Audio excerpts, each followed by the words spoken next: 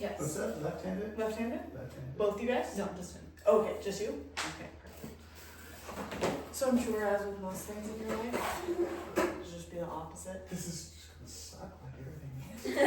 Oh, because the wheel can go the opposite direction, It's gonna and be so perfect. it makes it a lot easier. Yeah, and the pedal can also be on either side, so if it feels more comfortable to have it on your left side, you can also move it over there.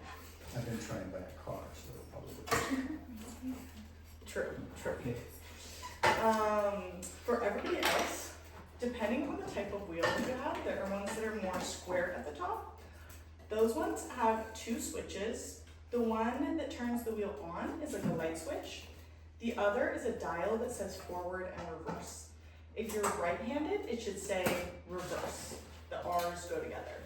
If you have the ones that are more round at the top, the way to turn on is there's a big red button, and then way up high, it's all on the right side, but way up high there is a little button that says counterclockwise and clockwise.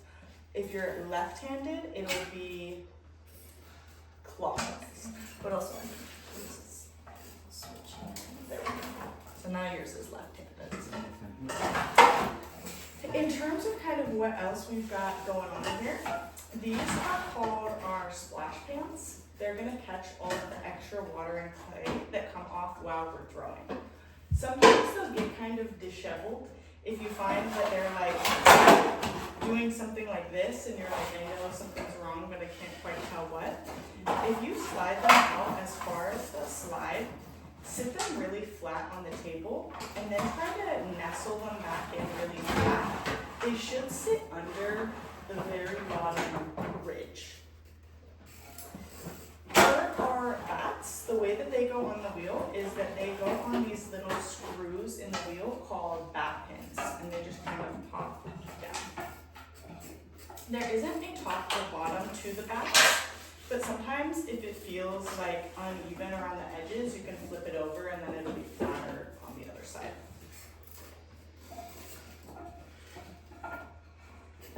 In terms of using the pedal, it is different from a car pedal in the sense that I'm going to press down with my toes to turn it on, but then it will stay this exact same speed until I turn it off by using my heel.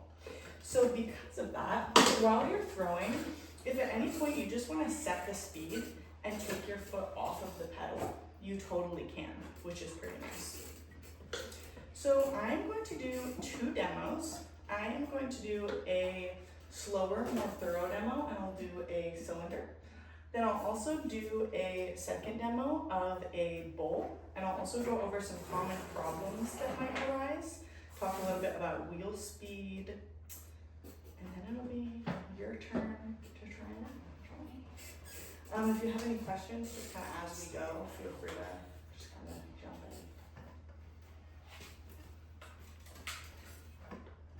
So I'm just going to double check to make sure this is in fact recording. Yes.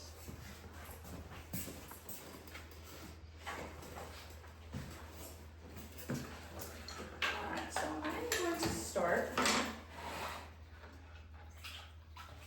by taking my sponge, squeezing all of the water out, and putting a small circle of dampness. And also, sorry, just to confirm, this is, you guys will just watch all of my demos, and then you'll get to do it afterwards. We won't be doing it at the same time. So I say it in that weird way to have the circle of dampness, because you really don't want it to be wet. If you're using a plastic bat, you don't need to add any water at all, and you just want to get it as dry as possible. For the Masonite bats, if they aren't a little bit wet, the clay won't stick, but also if they're too wet, the clay also won't stick. Sometimes that'll happen with the plastic bats too. If it's too wet, the clay won't stick. Then, I'm going to take my ball of clay, slam it down in the middle. If I throw it down and I'm like, that's really off, I can just take it off, reshape it, and try it again.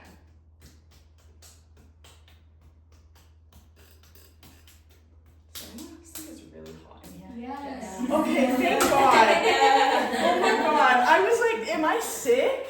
Oh my god, I'm turning on the AC. Oh, thank God. I was like sweating. I was like, why am I feeling this way? It's like 400 degrees in here. Oh, that makes me feel so much better. Okay, great. Well, now if you get too cold, let me know.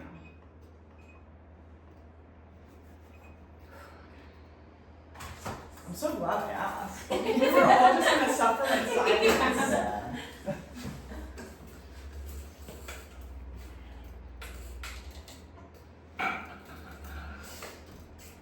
So once I've got this slam down in the middle, I'm going to use my thumbs to crimp the edges. This will help create a seal between the water, or between the clay and the bat, so that water can't get underneath. If water does get underneath, our piece will hydroplane and just start sliding all over the place. If you're lucky, it'll happen in the beginning, and you can just kind of dry your clay off and try again. If you're unlucky, it will happen in the middle of your piece, and at that point, you just kind of have to take it off and start over. So it's important to get like a good stick and seal from the start. So now I'll turn on my wheel and just kind of press into this seam to help reinforce it. Now I am ready to go. My piece is stuck on, and I am ready to start doing some other things. The first thing I'm going to do is add some water with my sponge. This is going to be something you want to do pretty consistently the entire time that you're throwing. I will often throw with a sponge in my hand so I can kind of add water as needed, but you can also add water and then just set your sponge to the side. I'll do it differently at different parts. Either one is totally fine. You want to add water anytime that the clay is no longer feeling slippery in your hands. So if at any point it feels dry, or anytime pieces are kind of like ripping off into your hands, those are going to be really good signs to add some more water. So after I've added some water, I am first going to think about making this organic shape less organic into what I call our first hockey puck. So I am going to take my right hand in a fist shape and my left hand cupped around the side. Oh my god, I didn't even talk about body positioning. Everything just got thrown off with the lack of the Bluetooth speaker, and it's all out of sorts. It's too hot. I think that's what it was. I'm just sweating. I'm like overheating in here. My brain's not working. Okay, so before we even think about touching the clay, we want to think about good body positioning. So this is going to look different for different people, just what's comfortable for you, kind of based on your height, based on your own body. You can either have your foot, one on the pedal, one on the floor. I really like to have my feet at the same height, so I often will throw with either of my feet both on the floor or both of them on this little ring on the stool. That is totally fine. I'm like 5'5".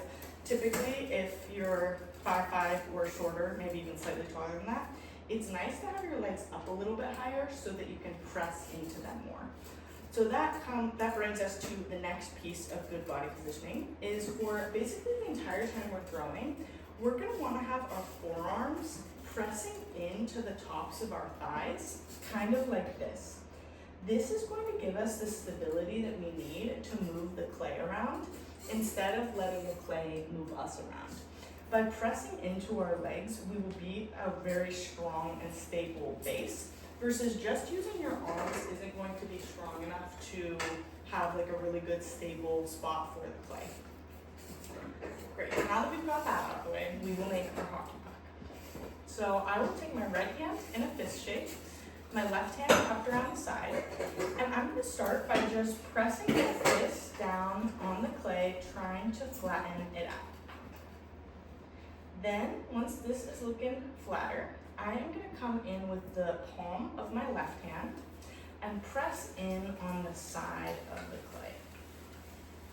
And I'm really pressing my elbow into my thigh while I do this. So now I've got something that looks kind of like this. Now, I am going to think about getting this clay centered. So centering is essentially getting the clay all right in the middle of the wheel. The reason we do wheel pottery is to make round and symmetrical forms, and so we have to start with the clay right in the middle in order to do that. So the way that we center, or the method to centering, is called coning. So we're gonna take this little hockey puck, we're gonna make it into a cone, and then we're gonna bring it back down into a hockey puck. Before we make our first cone, we'll first put it into a little dome. So we'll go hockey puck to dome to cone, and then cone down back into a hockey puck. So to make this into a dome, I'm gonna take my left hand, I'm gonna hold it in this kind of cup shape as if you were offering me some M&Ms. And I'm like, wow, that's so nice of you, thank you so much, I love M&Ms. I have a nice deep cup so I can get like a lot of M&Ms in there. And without like spilling them all over the ground, because that would be humiliating. So I'm going to use this curved part of my palm over the shoulder of my piece to help round this out. So I'm just gonna start pressing in towards the middle to get my dome shape. Then I'm going to take my M&M hand and continue pressing in towards the middle, and this is what's going to give us the height for our cone. When you press on the clay, it has to go somewhere, and so if you're pressing in towards the middle, it has nowhere to go except for up. So I'm going to press in.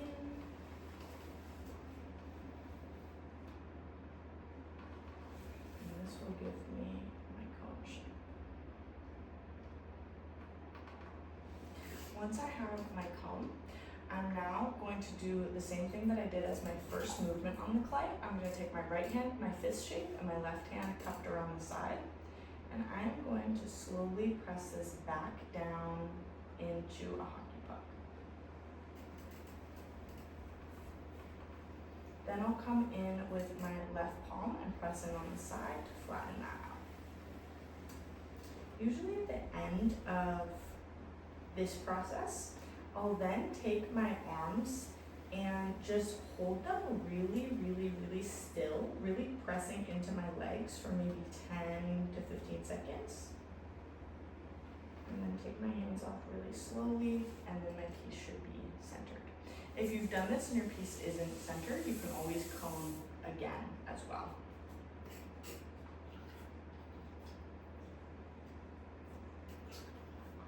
So now that my piece is centered, I am going to open it up. I am going to just kind of gently wrap my hands around the piece and then just start pressing in with my thumbs. I like to use my thumbs because I find that it's a pretty wide surface area, and that will help lead me right towards the middle of my piece. If that feels uncomfortable for you, you can also do like one thumb and one pointer finger. I just find it's nice to use at least one thumb because then you have at least one hand that's kind of wrapped around your piece. Then we're going to press down until we've got about ½ inch of clay left at the bottom. If you're like, well, I have no idea how much clay is left at the bottom, you can check with your needle tool. So you can stop with your wheel, press down to the back with your needle tool, and then hold your finger touching the bottom of your piece. And then this will be the thickness of your piece. So mine's probably about ½ inch. If it's significantly thicker, you can keep going down further. If it is thinner than that, you can sometimes kind of move the clay around up during the next step. If it's really, really thin, you could then just decide it's going to be a planter and just go the whole way to the bottom. So there are some options. So now that I have entered into my piece, also this hole is so small that it will get filled in through the rest of the steps and we won't have a hole in our end piece. If you check like close to the end, you might have a little hole in your piece, so you want to make sure you're doing this like pretty early on in the process. So now that we've entered into our piece, we are going to open the floor. So we're going to take our left hand that used to be our M&M hand, and we're now going to make it into a llama shadow puppet. We're going to have wow, like usually people are like, but I like that was good. I once taught a class to people who were deaf, and I was like, I'm not sure if this will like be the same for you. I was like, I say this is a llama shadow puppet, and they were like, no, that's literally the sign for llama. I was like, glad we're on the same page. It's a universal sign for llama, I suppose. So we'll use our llama shadow puppet. We'll put our thumb on the outside and our 2 middle fingers in the middle, and we're going to squeeze our middle fingers towards our thumb. This is going to create the bottom of the inside of our piece. So I'm just going to slowly bring these back towards my thumb. And my thumb really isn't pressing in at all. It's just my middle fingers pulling towards my thumb. And then I want to leave probably at least half an inch of clay on the side, maybe even more. So now I'm going to come in and get out all of the clay, or all of the water, excuse me, that was on the inside of my piece. And now I'm going to come in and compress the floor. So often after you've done that, there will be a little mound of clay or kind of some ridges in the bottom of your piece. So this is a really good time to smooth that all out. It's kind of hard to see, so I'm going to show you as if this part of the bat was the bottom of my piece. What I'm going to do is take my sponge, I'm going to put 2 fingers on top, and I'm going to press down into my sponge and then move it back and forth along the bottom of my piece. This will also help compress the floor and compress the clay to prevent what are called S cracks, which are just cracks that are in the shape of an S that will sometimes show up if you don't do this step. It's sad because they don't show up until later, so it's kind of like a delayed consequence. So you just want to make sure you do this at this point. So now we have most of our kind of setup steps taken care of. Now we get to pull the walls, which I feel like is usually the most fun and transformational part. So I am going to use, again, my llama shadow puppet on the left side. And I'm this time going to squeeze my thumb and my 2 middle fingers at the same time and slowly move up along my piece. This is going to be a cylinder, and so I'm just moving my hands straight up.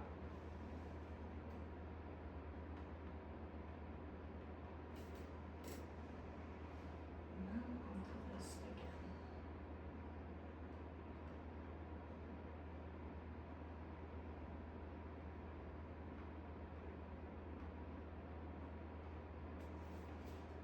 It's kind of a misleading term that it's called pulling the walls because you're really not pulling on the clay. You're essentially just squeezing the clay a little bit and letting it pass through your hands. Every time you touch the clay, you want it to be a really smooth and slow and controlled movement. It really doesn't respond well to any fast and abrupt movements, either touching it or moving away from it. You always want to make sure that your hands are moving more slowly than the speed of the wheel. So if my hands are moving really slowly, I'm going to get a nice even circle the whole way around my piece. If my hands are moving really fast, I'm going to get something like that, and it's going to be a spiral on my piece. It will often even be something like that. And you can see how if this shape is on the clay, it's going to be not super round. So something to kind of keep in mind. So at a certain point, you won't be able to do one-handed pulls anymore. Usually once your piece is taller than the length of your fingers, you have to switch to two-handed pulls. I don't expect anybody to do any two-handed pulls today or maybe even next week, but I have on the little sheets that two-handed pulls are like optional for now because in one-day classes we don't get to them, but in this class probably many of you will get to it at some point. So to do a two-handed pull, forget how I describe it on there, I've kind of changed my method, but to do a two-handed pull, I take both of my hands in like finger guns and then connect my thumbs at the top. The two-handed pull I'll be doing on the right side of my wheel, and I'll use some combination of my pointer fingers to squeeze together and move up along the piece. This will often be the first time I'm not able to have both of my arms resting on my legs. To compensate for that, sometimes I can get away with leaning on just one leg, but sometimes if my piece is really tall, I'm not even going to be able to do that. So I'm going to take my elbows and really tuck them into my core so that they're not like out flopping all over the place. And this will help keep me a little bit more stable while I do my pulls. I use my hands like a little bit differently with the pulls. I also use my thumb, but this is something we can talk about more on week 3 or kind of when we get to it.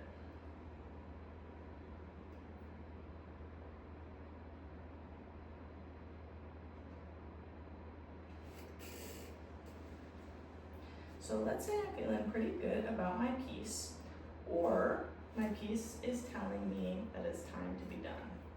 Sorry, I decided to do one more pull. Okay, so or my piece is telling me that it's time to be done. These likely will not happen for you at the same time. Likely your piece will be ready to be done sooner than you will be ready to be done. So a big word of wisdom is to quit while you're ahead. It's kind of like a nice advice for the class. Even if you're like, I don't even like this piece very much, it's nice to have pieces that are finished or, you know, on a board, because each week we will have to do different steps with our pieces. So like next week we'll be trimming, and it's a lot easier to trim a piece that you're not afraid of trimming through the bottom. If you're like, I didn't even really like this one anyways, it kind of takes the pressure off. So it's nice to keep things even if you don't love them, and we can always recycle them later as well. So once we have decided we are ready to be done, there are a couple things we'll do to finish up our piece. If our piece isn't like screaming that it's ready to be done, we can also do some shaping if we'd like before that. So one nice thing you can do shaping wise is if you want to kind of crisp up and straighten the walls, you can use one of your wooden tools. I'm gonna hold this against my piece and then move my hand along it from the inside. So I'll press it against the side and then I'll press into the rib from the inside. And that will give me kind of a straight edge on my piece. For pieces like this, if you have either attempts that don't work out or just pieces that come off, we can reuse these later, so you can just kind of set these off to the side. Another kind of fun shaping thing that you can do is the kind of bubble shape, or like kind of like a wavy look on the sides. So to do this, I'm gonna press one finger in from the inside and then one finger in from the outside right above it in a couple of layers. So I'll start at the bottom and just press one finger out and then one finger in right above it.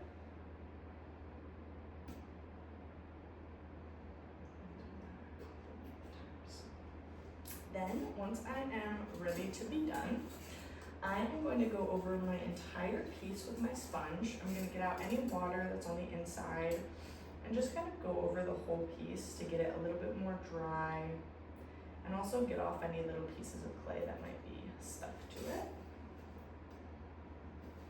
Then I'm going to do what's called pre-trimming. So I'm going to again take my little wooden rib. I'm going to take this little point and just poke it into the bottom down here to get rid of some of this clay.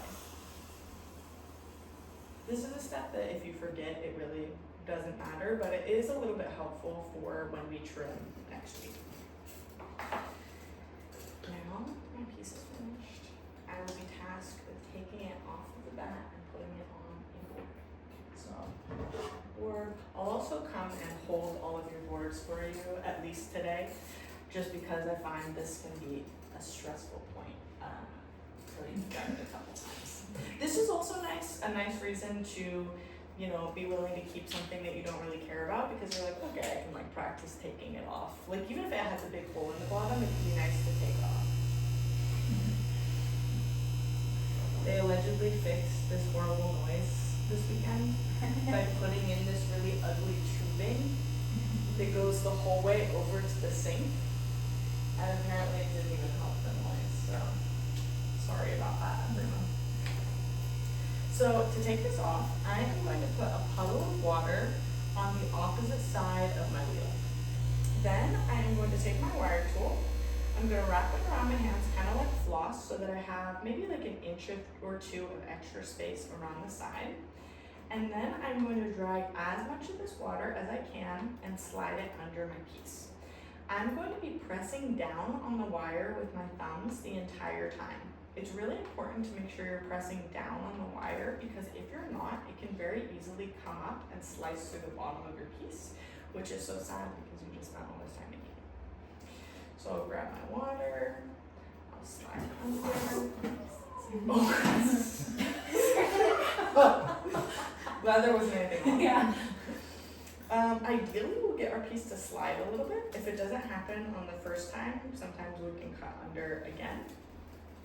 But then, We can use kind of the bottom part of our left hand to gently slide it towards the edge, and then use our right hand to kind of meet it at the edge and scoop it up and set it down gently on our board. Sometimes you can also, depending on how tall your piece is, just kind of come in and pick it up, put it on the board. There is also this third option that I used to always make people do, and I don't know why I would make people do this. In hindsight, that was terrifying that I would make everyone do this, for them, not me.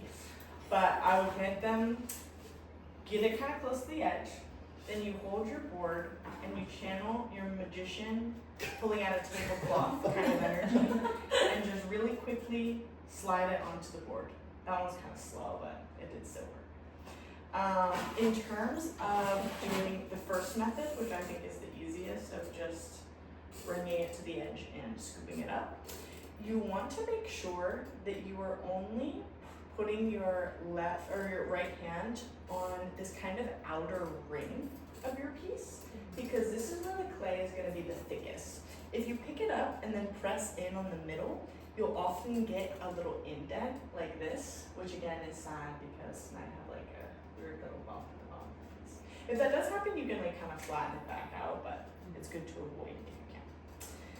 After your piece is on your board, if you want to make any adjustments, you can. If it's gotten kind of misshapen, you can readjust in that way.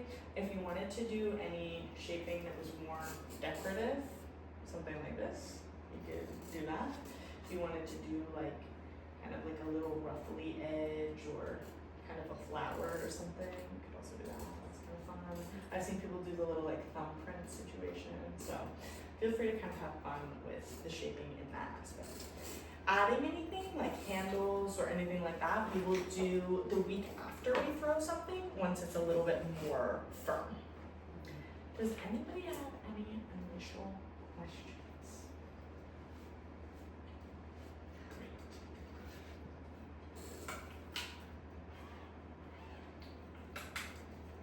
So, I have a question. yeah.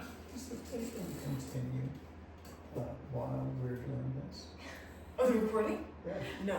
Oh, okay. No. This is just for people who have missed the first day. Okay. But I will sometimes take pictures, but I'll always announce if I do. Okay. And usually it'll be like up close of your hands. So I'll give you fair warning if I'm making any videos. I'm sorry to be paranoid. No, I mean, totally fine. No, I don't even have security cameras in here. So don't steal anything like my Bluetooth speaker. Yeah. I'm like, I don't like people to be filmed at all times, personally. So you're in good times. If you had those cameras, you would have gone and you'd have seen the culprit much sooner. Yeah, I would have seen me putting it on my own shelf. I know that's true. It would have been an easier find, I guess. It was kind of a fun mystery, though, I think. So, in between pieces, we will have a little bit of a cleanup moment. I am going to first get rid of this little pat of clay. Just use one of my wooden tools to scrape it off. Then I'll come in with my sponge, wring it out really well, and just try to get this as clean and dry as I can. Then I'll come in with my microfiber towel and really try to get this as dry as possible. Since I already have so much moisture in my vat, I don't need to add any additional water. This is just good to go for my next piece. So I'll slam it down, do my crimping, press into my seam. Like I said, on this one I'll do a bowl. I'll also talk about some common problems and wheel sleeve. I'll add my water. I'll do my right hand in my fist shape and my left hand cupped around the side. Often when I am throwing, my hands will both be touching the clay, but they will typically be in different hand positions. So, for example, in this position, it's like both of my hands are doing their own thing, but they're both there working on things.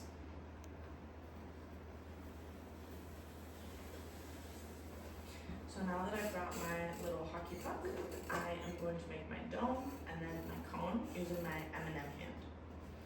So I'll press down towards the middle, round this out, and then keep pressing in.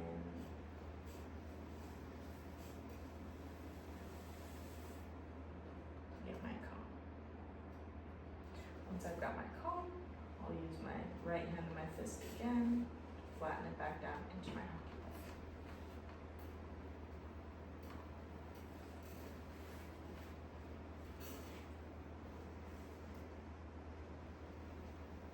Let's say I forgot to do the dome and I just went straight in to try to make this a cone. Often what will happen is that you'll get this volcano situation. So if this happens, what you want to do is flatten out this top rim part. I'll usually take the side of my right hand and just come in and try to round this out a little bit. The goal is to get the middle point to be the highest point so that when it starts to gain some height, the middle point will continue to be the highest part. Because the sides are like a little bit wavy now, that's not too big of a deal. You can usually just kind of go in here. So now I'll take my little M&M hand shape and press in towards the middle. Coning will often trip people up because my explanation of using your M&M hand isn't quite the full picture. This is often something that I'll chat with people a lot one-on-one, but with coning, so with a lot of the hand positions, it's a pretty static shape. When you're putting your right hand in your fist shape on the top, you're not changing your hand position at all. It's just how it is, and that's the hand shape. For coning, it's a little bit more nuanced than that. And you kind of start out with this, I guess I'll do one more to kind of show you. So you kind of start out with this cupped hand shape, but then you will not keep it in such a stationary spot. Then I'm going to kind of shift my pressure and almost do it in like little waves. So I'll kind of start pressing with the outside of my hand and then press in a little bit more on each part of my hand as it's like kind of waving in towards the middle. So I'll kind of press in and I'll really start to engage this kind of chicken wing part of my thumb. And by pressing in with that part of my thumb, it will kind of complete the top of the cone. So this is one again that has like a little bit more subtle movement to it. So when the time comes, let me know and we can always talk about coning more in depth. It's also one of those things that it's like multiple people will be having a hard time with, but everybody will be doing something completely different. And so it's nice to kind of like check in and be like, okay, this is like how we fix this. So once I've gotten this back down, I'll have it centered. In general, when you're centering, speed is going to be helpful. So I'll usually have my pedal about a little bit less than parallel to the floor. This is typically the fastest I'll ever go while wheel throwing. Throughout the rest of the steps after centering, I'm going to be gradually slowing down my wheel because the clay is going to get more delicate once it is open. It's kind of like when you're riding a bike really, really slow, it's hard to have stability. And so when you're riding a bike faster, it's actually more beneficial. That's how it is while you're centering. But then once you have your piece open, it's kind of like if you're like speeding through a neighborhood and like a kid's ball goes in the street, you like really have to slam on the brakes. It's like if your piece is open and something weird happens, it's gonna be harder to correct versus if you're going more slowly and something weird happens, you're gonna be better able to handle it if your wheel speed is slower. So now I'm going to open up my piece. Just press in gently with my thumbs or use a thumb and a pointer finger. I'll leave about half an inch of clay at the bottom. Then I'll use my llama shadow puppet to open up the floor. And then it's usually at this point that I'll start to slow down my wheel speed a little bit. Also, when you slow down your wheel speed, Keep in mind that you also have to slow down how fast your hands are moving, because again, you want to make sure your hands are always moving the same speed as your wheel. Now that I have opened the floor, I'm going to press down into the bottom and then move it back and forth along the inside.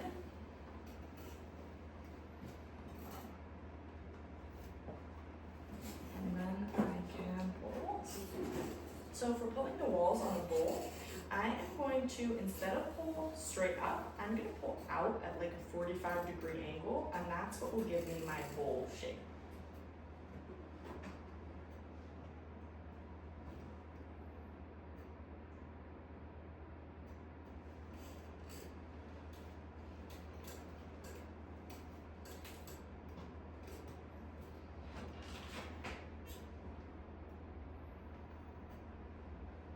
Let's say everything is going really well until all of a sudden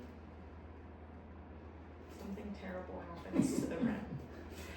We can cut this off so that we can save the rest of our piece. So there's two ways you can cut this off. The first is you hold your needle tool in your dominant hand and have your other hand on the inside. I'm going to have my wheel going pretty slowly, and I'm going to hold my needle tool kind of like a pencil. I'm going to gently poke in my needle tool and hold it really, really still until I feel it meet my finger for a whole loop, and then I will know it has cut off the full top piece.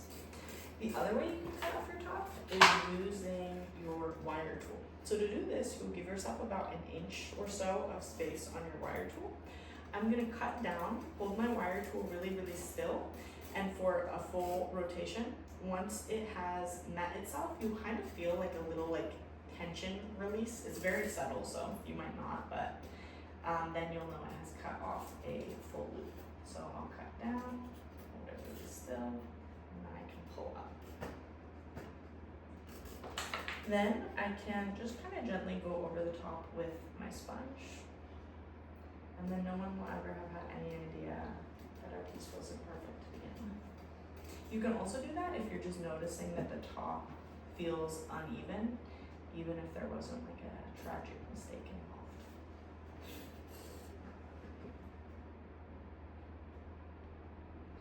So let's say we're feeling pretty good about our piece, or our piece is telling us it is time to be done. We can get all the water out, sponge over our piece. If we want to do any shaping, we can do that. I'll come in with my little point of my rib, do my little pre-trim on the bottom, and then I'm done with my piece.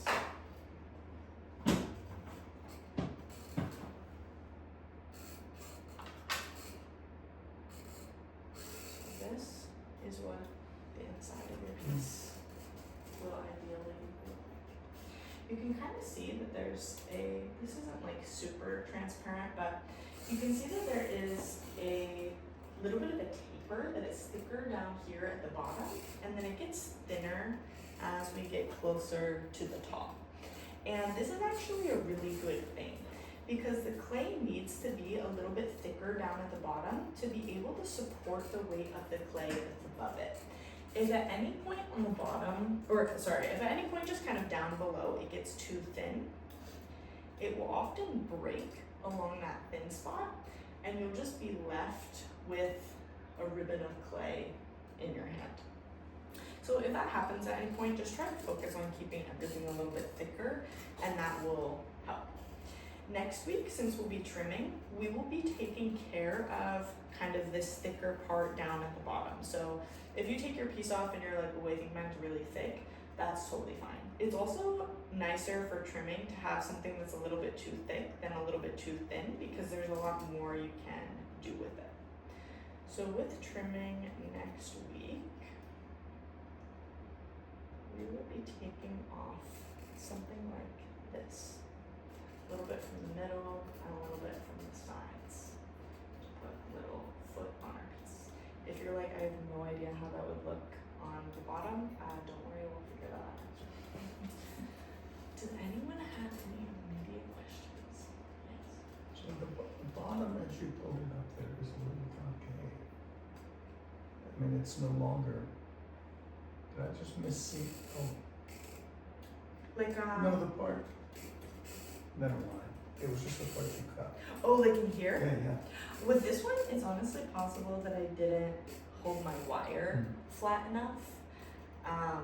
Or it's also possible that I just like Oh, bent sure, it a sure. little bit. Wow. Sorry. Oh, no, don't be sorry. I don't see a question. Does anybody else have any other immediate questions? Great. Now it is time for your pep talk. So, wheel throwing is really weird because there's nothing in your life that you can be good at that's going to translate well to wheel pottery. It's not like, oh, I'm good at drawing or I'm good at cooking, so like I'll totally be good at this. One time I had a massage therapist in class and I was like, oh, she'll probably be good because she like knows about like pressure with her hands. No, it makes no difference. It's basically just like a very weird specific activity that you just have to do a bunch of times to get better at. So just know that, A, going in. B, it's also just kind of a weird niche activity. You're just touching this like wet spinning dirt, like that's kind of funny and weird. So keep that in mind, that it's not that serious. At the end of the day, it's just like wet dirt that we're playing with in this like now kind of freezing cold room. Something to also keep in mind is that I want you to do your best to work through the steps as best you can, but be very willing to move on to the next step. So if you're trying to center and you're like, I know this isn't perfectly centered, but I'm ready to move on, just move on and see what happens. You're going to get a lot more out of it by working your way through the steps and getting a little bit further each time than you will spending like 45 minutes trying to center and then having no idea what to do after that. So those I think are my biggest tips. I also always will tell people that I won't be answering any questions on your first attempt. In an attempt to get you to just kind of try it. Spend your first like 1, 2, 3 tries just to kind of get acquainted with what's going on. Try like using different wheel speeds, just kind of asking yourself like, okay, should I add some water? Like, how hard should I be pressing? Just kind of spend some time figuring some of these things out, because either way, even if you're doing everything perfect, it's going to feel kind of weird. And so just let yourself kind of feel your way around, because it is just a very new medium. Once you have completed your first piece, or it doesn't have to be completed, but once your first piece is done, either, look at something like this or something like this, you will have unlocked your question asking. For any attempts that don't work out, you can make them into this weird kind of arch shape and then either put them at the table or just up here. This will give your clay more surface area to be able to dry out, and then we'll be able to reuse them once they're a little bit drier. Something that's also good to keep in mind, I'll be holding your boards today for the most part. Some people will just do it on their own, that's also totally fine. But please don't keep your board with pots on it up here, because I have seen pots fall off onto the ground just from people walking by, and that's always quite tragic. So I'll definitely take your pots out and put them on the table, but if you put your own pots on here, please, just for your own sake. Shall we do it? Yeah. Yes. Can you help turn this on? Oh yeah. It's It's just It's the red button. You just like press the top. I like to. Is it on your hand? I think it's. Is it on there? here? You can see.